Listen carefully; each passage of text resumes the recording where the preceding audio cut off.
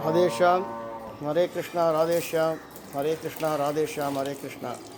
இன்றைய தினம் ரத சப்தமி அப்படின்னு சொல்லக்கூடிய சூரியனுக்கு விசேஷமான நாள். அதாவது சூரியன் தன்னுடைய பயணத்தை திருப்புகின்றார், வடக்கிலிருந்து தென்பகுதியாக திரும்புகிறார். என்ன அடையாளம் அப்படின்னு கேட்டீங்கன்னா, ஆடி மாதத்துலேருந்து மார்கழி மாதம் கடைசி வரைக்கும் சந்திரனுடைய ஆதிக்கமாக குளிரும் மழையும் ரொம்ப அதிகமாக இருந்தது. இனி தை அமாவாசைக்கு பிறகு சூரியனுடைய ஆதிக்கம் அதிகமாக இருக்கும், சூரியனுடைய அருளும் அதிகமாக இருக்கும். சூரியன்தான் தாய் கிரகம், சந்திரன் சாயா கிரகம்.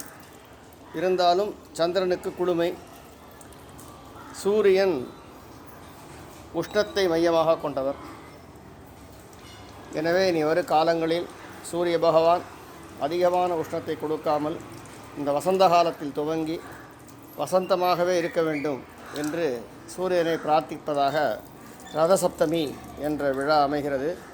இந்த விழாவிலே சிலர் எருக்கம் இலையை பறித்து அதிலே 2 மஞ்சள் கலந்த அக்ஷதை அல்லது கோதுமை, என்ன தானியம் கிடைக்கிறதோ அந்த தானியத்தை தன்னுடைய சிரசிலே வைத்து ஸ்நானம் செய்வார்கள். 7 எருக்கம் இலைகள் வைக்க வேண்டும் என்பார்கள். எருக்கம் இலை கிடைக்காதவர்கள்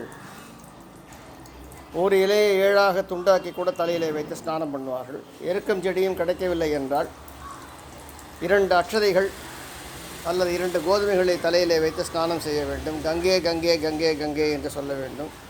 இன்றைக்கு சூரிய நமஸ்காரம் படித்தாலோ கேட்டாலோ இல்லை சூரியனை நினைத்து நமஸ்காரம் பண்ணினாலோ நிறைய புண்ணியங்கள் நமக்கு வந்து சேருகிறது. இந்த ரதசப்தமிக்கு பிறகு வரும்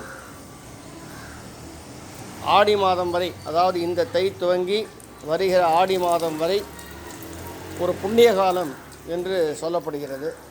அதாவது இன்னும் சொல்லப்போனால், நாம் பிறப்பதற்கு எப்படி நல்ல நாள் நட்சத்திரங்கள் எல்லாம் இறைவன் வகுத்து கொடுத்திருக்கிறானோ, அதே போல் நம் பிராணம் போவதற்கும் தன்னுடைய அமைப்பை இறைவன் கொடுத்திருக்கின்றான். அப்படியாக இந்த ரத சப்தமியிலிருந்து வரும் ஆடி மாதம் வரை இறைவன் திருவடியை சேருபவர்கள் மோட்சத்தை அடைகிறார்கள் என்பதாக இருக்கிறது. எனவே என்றோ ஒரு நாள் நிகழத்தான் போகிறது. அப்படி நிகழக்கூடிய விஷயமும் இறைவன் திருவருளால் ரதசப்திக்கு பிறகு இந்த புண்ணிய காலத்தில் அமைய வேண்டும் என்று இறைவனையும் கேட்டுக்கொள்கிறோம். நாராயணா நாராயணா நாராயணா. எல்லா பாவங்களும் நீங்க வேண்டும், எல்லா ரோகங்களும் நீங்க வேண்டும், எல்லா விதமான கஷ்டங்களும் நீங்க வேண்டும் என்பதாக வேண்டி சூரிய பகவானை வேண்டிக் கொண்டு சூரிய நாராயண சுவாமியை திருவடிகளை வணங்குகிறோம். நாராயணா நாராயணா நாராயணா நாராயணா நாராயணா நாராயணா நாராயணா நாராயணா நாராயணா நாராயணா நாராயணா நாராயணா.